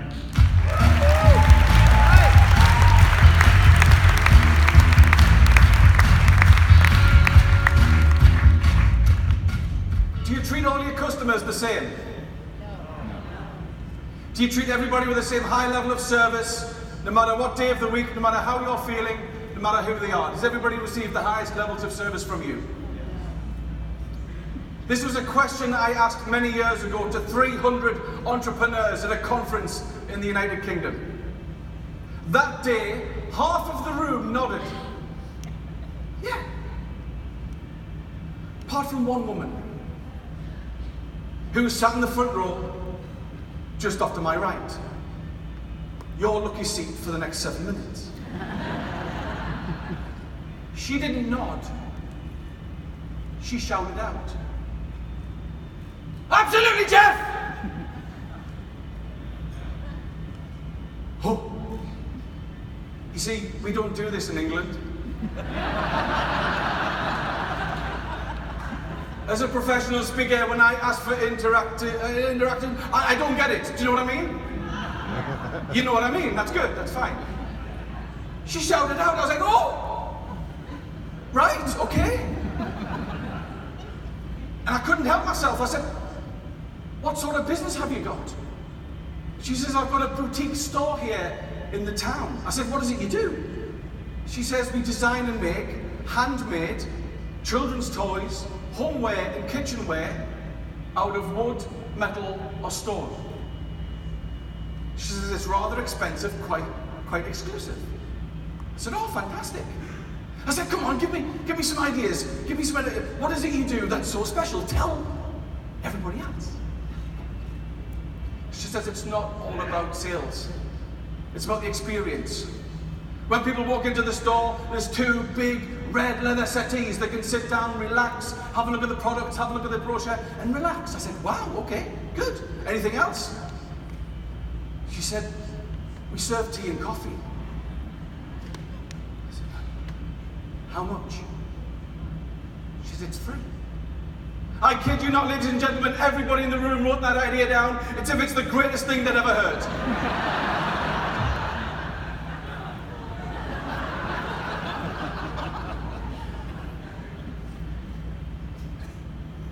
And out of nowhere, and I mean nowhere, I asked her the following question that inspired this keynote, that inspired the book that is inspiring brands the world over. I said, but what happens if a celebrity were to come into your business tomorrow? She said, like who? I said, do you like men or women? She says, I like men. I says, okay. Think of an A-list celebrity, Hollywood, movie, hunk. And she thought for a few seconds. And she shouted out 2 names. She said, George and Brad. Now we're going to see many slides over the next 4 days, and some of you are thinking, that's the greatest slide I've seen in my life. I said, okay, picture the scene. George Clooney's been making a movie here for the last 6 months. He's heard all about your wonderful products and the wonderful service that you provide. So he calls you up this afternoon. He says, hi, I'm George Clooney. I'm a sexy Hollywood god. We've just finished the shoot. I fly home tomorrow. I've heard all about your wonderful products. If I come to your store tomorrow, I would like to buy from you. He said, but I've got 2 problems. He says, the first is the paparazzi. They've been following me around for 6 months. I am tired. I have had enough. He said the second problem is a nice problem, but it's still a problem. He said fans, autograph hunters. He said I'm selfied to death. People know where I am before I know where I am. He said, so if I come to your store tomorrow, would you close it just for me? I said, would you close it for George? I said, well, I'm speaking here today. I've got another conference tomorrow. I'm going to stay over in this area. If I come to your store tomorrow, would you close it for me?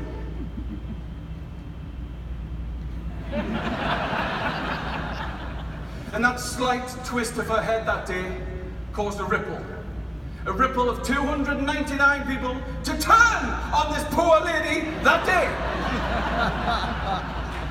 And a sound I have yet to hear since, but a sound that was something like, oh.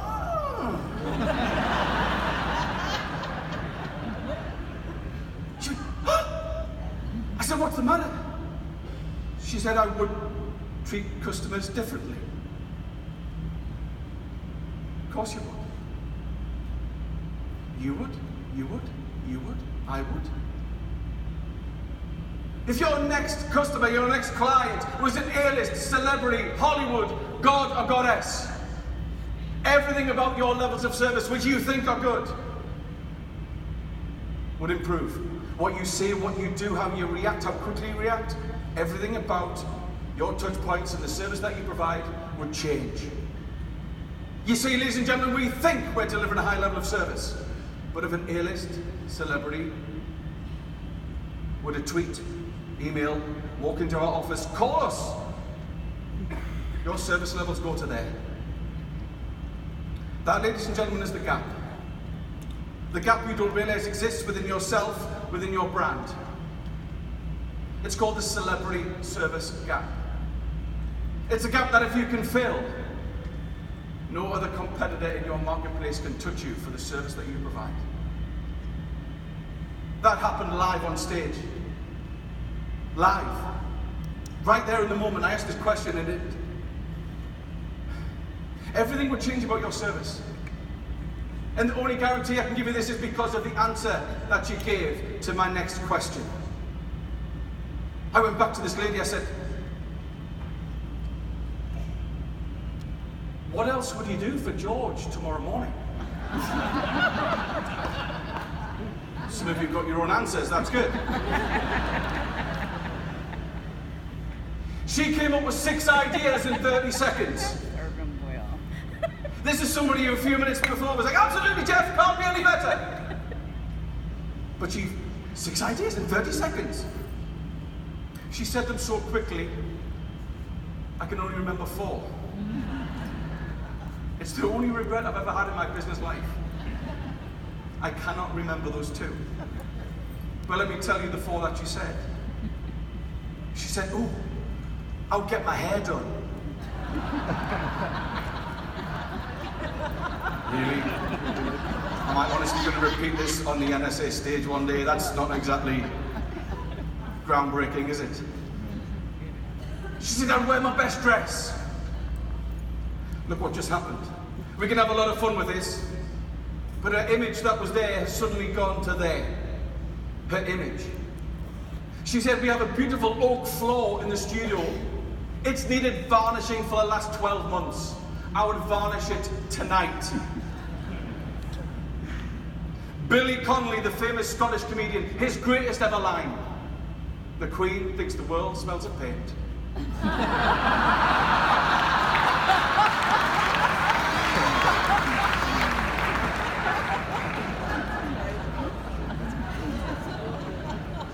And the 4th thing that I remember from that day, she said, she said, I would get rid of the tea and coffee. And everybody went, no! It's the greatest idea I've ever had, I've written it down. I would get the proper coffee. She'd been serving instant for all these years and she found a way to improve what was already better than the competition. She found a way to improve her business. She found a way to improve herself with one question and one question only. If your next client, your next customer was an A-list celebrity, Hollywood god or goddess, everything you do would change. And for change, see improve. And for improve, see outperform your competitors. With one question. That's what happened live on stage that day. It's changed everything. That is the philosophy of celebrity service. But it's also a plan. It's a 9-stage plan. Celebrity stands for consistency, excitement, love, engagement, bravado, response, independence, thank you, and you and your team. The 9 components that you can look at within yourself, within your team, and completely redesign and redefine your levels of service. So what does it look like? What does celebrity service look like in the real world? Let me share you one of my favorite stories. For those of you who want to take a photograph of George and Brad, do it now. You have 3 seconds. 2, 1, they've gone. Let's come to engagement. Possibly the most overused word in the business dictionary. Client engagement, employee engagement, engagement. When it comes to celebrity service, it's this. It's the questions that we ask, listening to the response, and within that response, there are some gems. There are some little golden nuggets that if you can use, you can give it back to the client in a greater personalized way. That is pure engagement.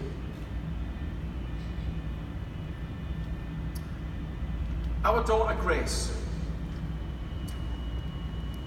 her love and her passion is art. She's very, very artistic, very, very creative. Wherever we're at home or we're on holiday, this is her passion, this is her love, this is what she loves to do. Very, very artistic. She loves to cut, stick, glue, paint, colouring, you name it. This is her passion. We were 2 weeks from her 4th birthday. 2 weeks. I'm in London, I've got a conference in London, and my train was on a fixed ticket back to Newcastle from London King's Cross at 4 o'clock. The conference finished a little bit earlier than what everybody had thought. It finished at 12 noon. I have now got 4 hours to waste to spend in London. What do I do? And I thought to myself, I wonder if I can go and buy Grace a little something extra, a little something. You see, we'd already bought her the sort of child's bike and the doll. But I wondered if I could just buy a little art, craft product, something a little bit different that I can't buy back home. So I went to a store called Hamley's, also known as the world's most famous toy store. For those of you who've been to the store, it's 7 stories tall, and the 3rd floor is the girls' department. All the way down the middle of the store is an escalator well, going up to the bottom and all the way to the top. And on the edge of the escalator well, there's a table on every corner. On top of the table on every corner is a demonstration. A demonstration of the products, of the toys that you can buy. So I get up to the 3rd floor, I've got my suit on, I've got my case, and I walk up to the 3rd floor, and I get around the corner, and there's the first table. On top of the table is an easel. On top of the easel is a great big piece of white paper. In front of the table is a row of children in a semicircle all gathered round. Behind the children are the parents. Behind the parents,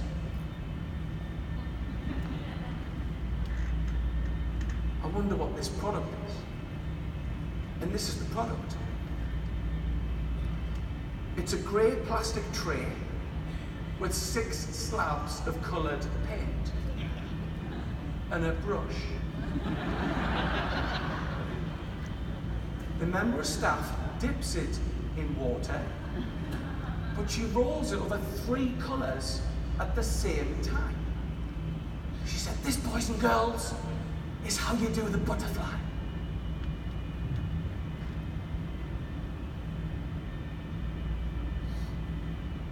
And the children were like, oh. And the parents went, ooh. Look at that! It's a butterfly in 3 different colors. It's like a magic brush.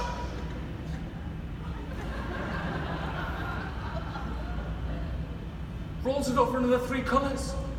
She said, this, boys and girls, is how you do the caterpillar.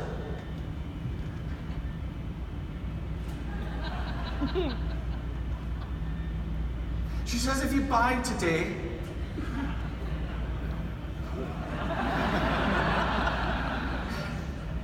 you get free stencils. The stencils are worth £10. The product is £20 for 6 bits of paint and a brush. But this is the offer, and if you buy today, you get free stencils. A few people bought, and then everybody dispersed. But I'm still stood here. What should I do?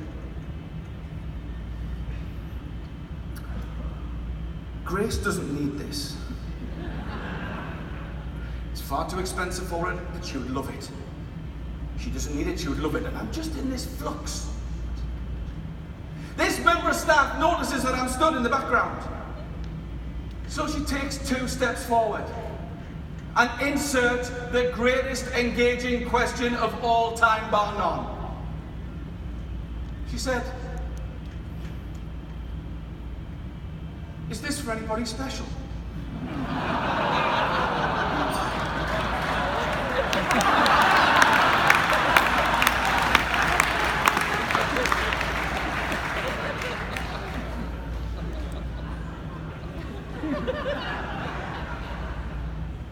Yeah.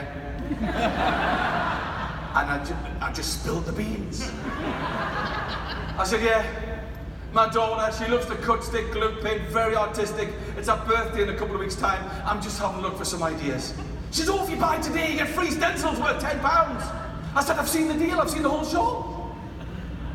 But I've just walked in. You're the first thing I've seen. So what I'm going to do is I'm going to have a little walk around the shop.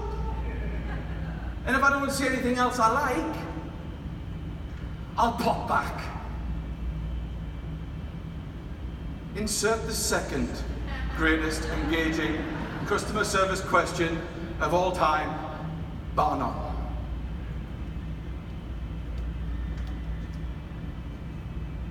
What's your daughter's name? Grace?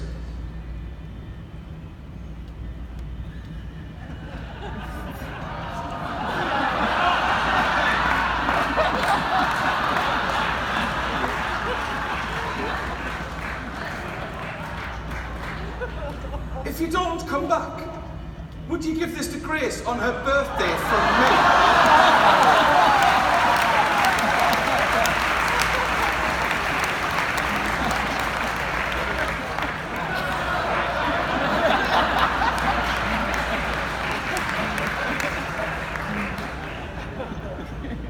And I handed over a £20 note.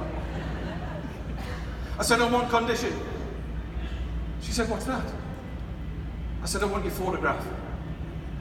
She said, what for? I said, I'm going to share this story for the next 30 years. Ladies and gentlemen, meet Julia.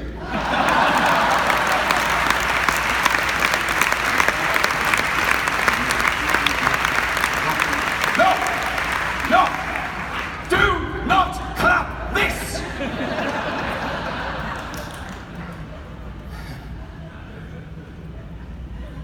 Do you know how many times Grace has used this?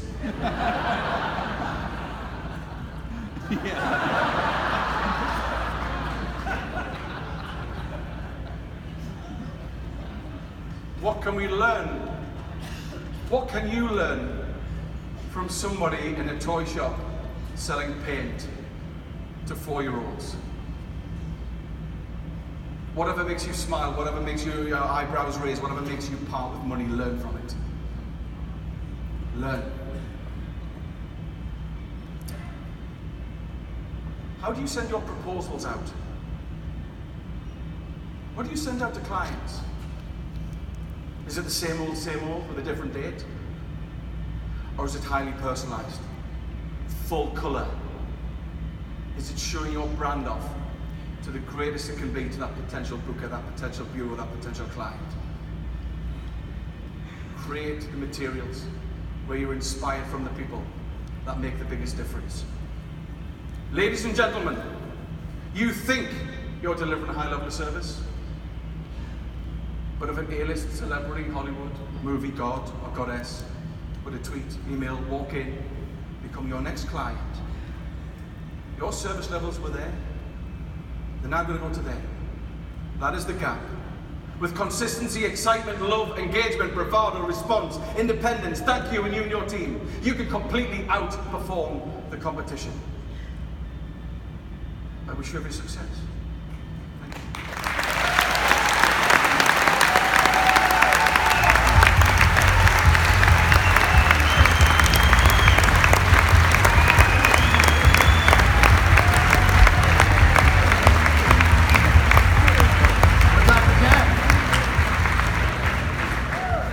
That was amazing.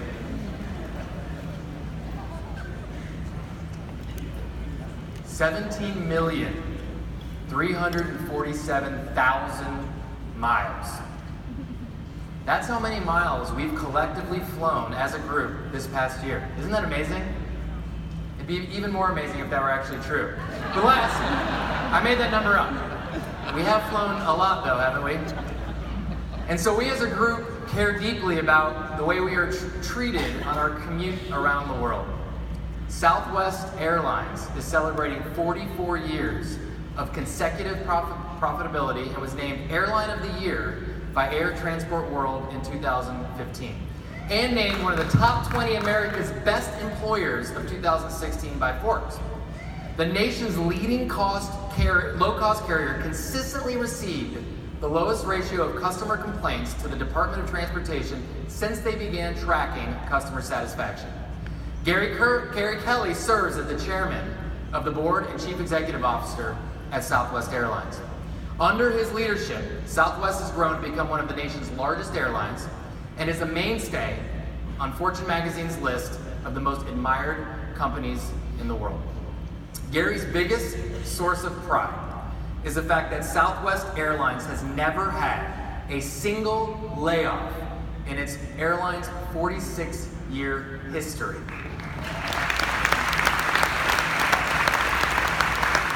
It is with great honor and privilege that I introduce to you our next speaker, Chairman and CEO of Southwest Airlines, Mr. Gary Kelly.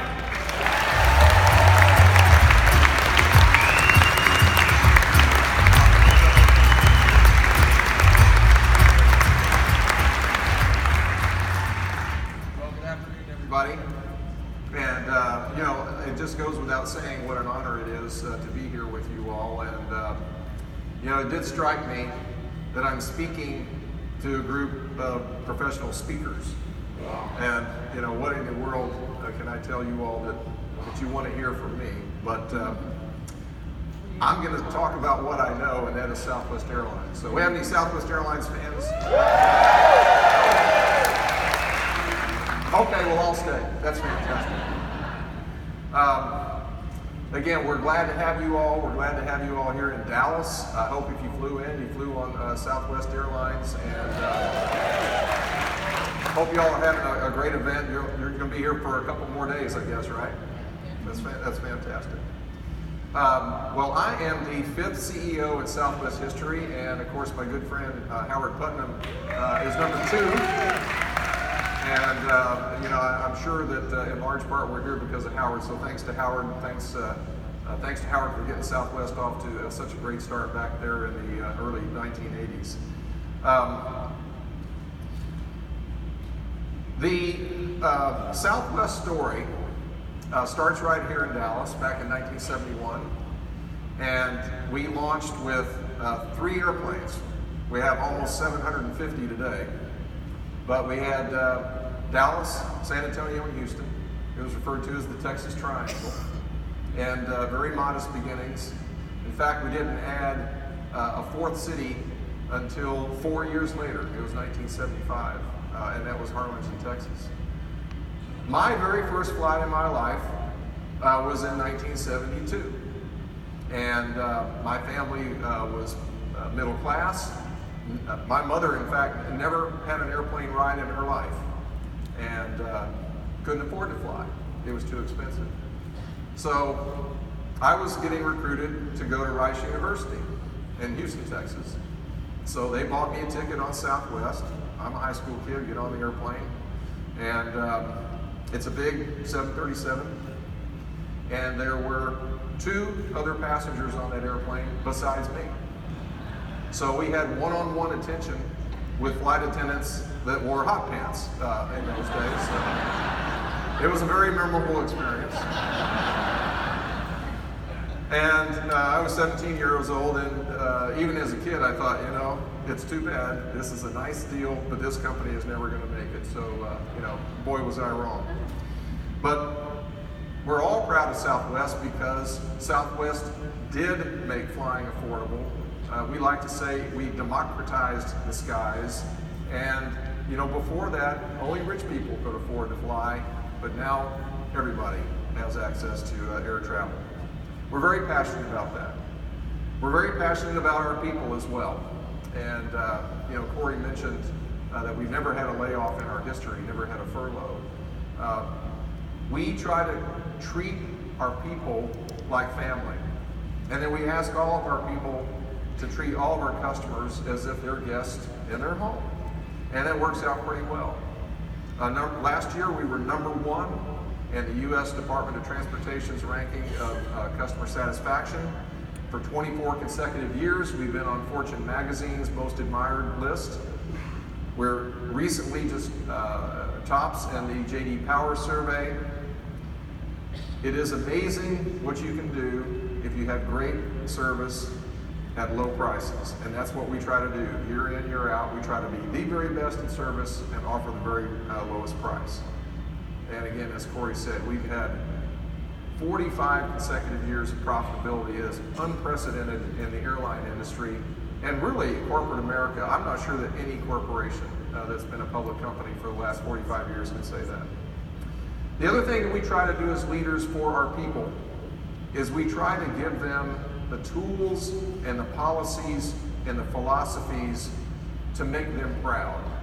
And things like no bag fees and no change fees and a very generous frequent flyer program.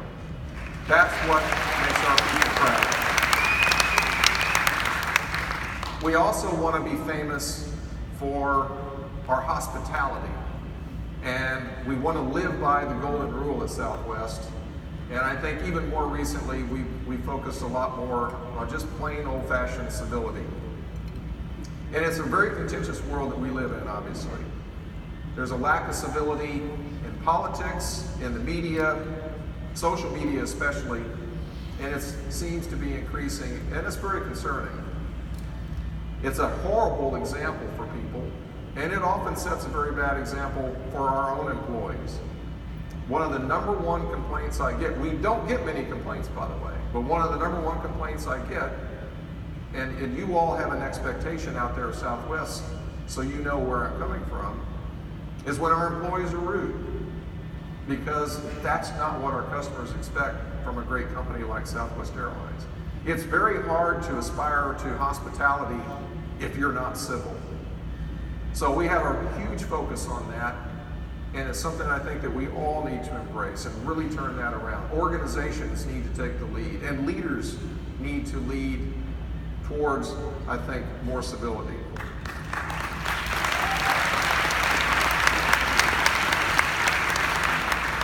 So our chairman, Herb Kelleher, is famous for many things, but one thing that he said always stuck with me, because we all have disagreements, we all have conflict. He said you can disagree without being disagreeable, and I think that's so true. The other thing that I think is an important part of civility is that we have so much diversity. We have diversity in our country, we have diversity in our company, we have diversity in this room, we have diversity on a flight that you get on at Southwest Airlines. We need to embrace that, and we need to work harder at inclusion. And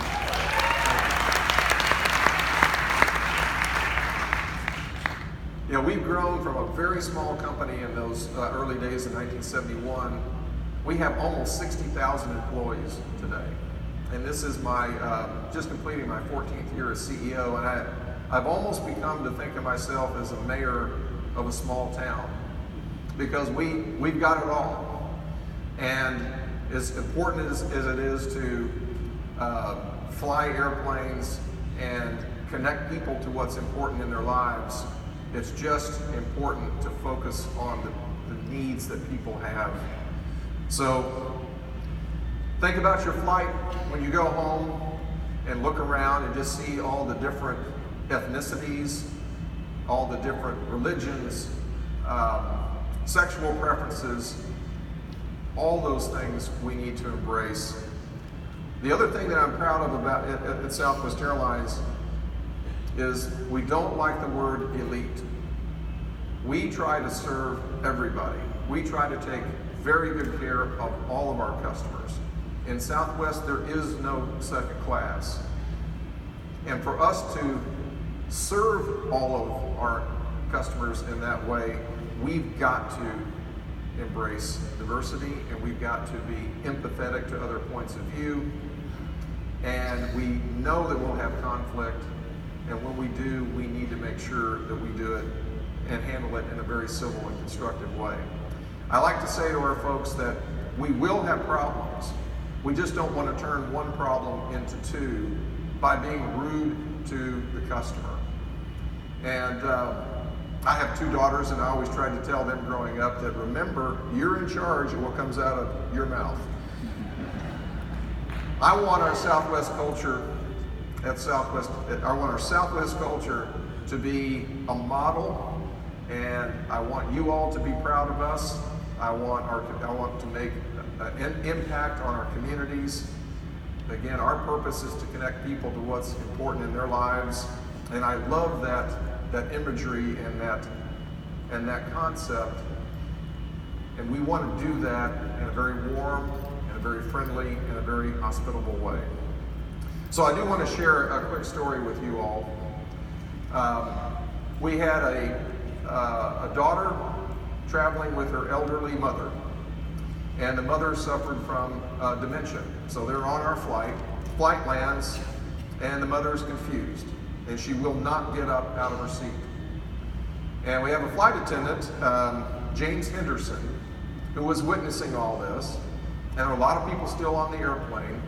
And what he did is he walked back into the row right in front of this lady, and he sat down and then turned around and he asked her if she would like to dance. And she said yes. And so he got up and he held her hand, and they danced down the aisle to applause from the airplane.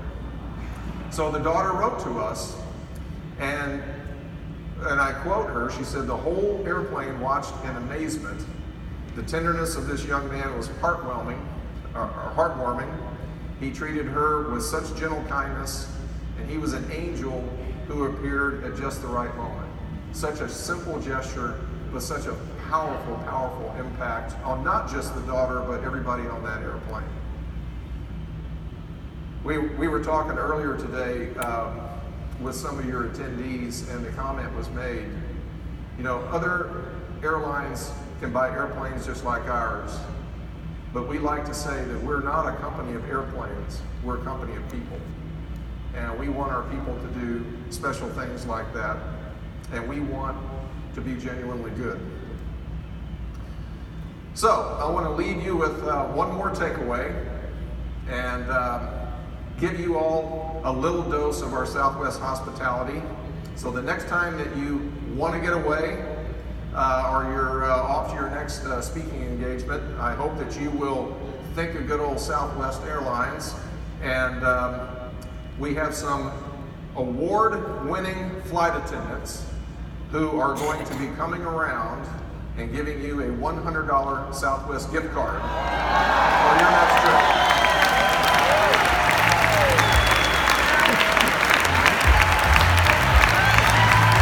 Thank you all for being here today. Enjoy the rest of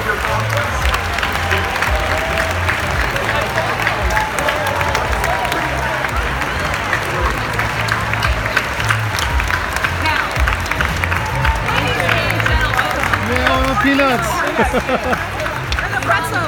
Convention hall. We ask Oh, you, pretzels. please, for your safety, remain seated while the flight attendants are coming down the aisles to reward you with this $100 gift card. We appreciate your enthusiasm in wanting to join the reception, but if you could kindly wait until each and every passenger in this convention has received their card, we would very much appreciate it. Once they're done giving you those wonderful gifts, please take the time to show appreciation to Southwest Airlines. Make sure to tweet, tag them in your posts. We're so grateful for you flying through this convention with us today. And once you've got your gift card, Corey, what will they do? You are now free to move about the reception.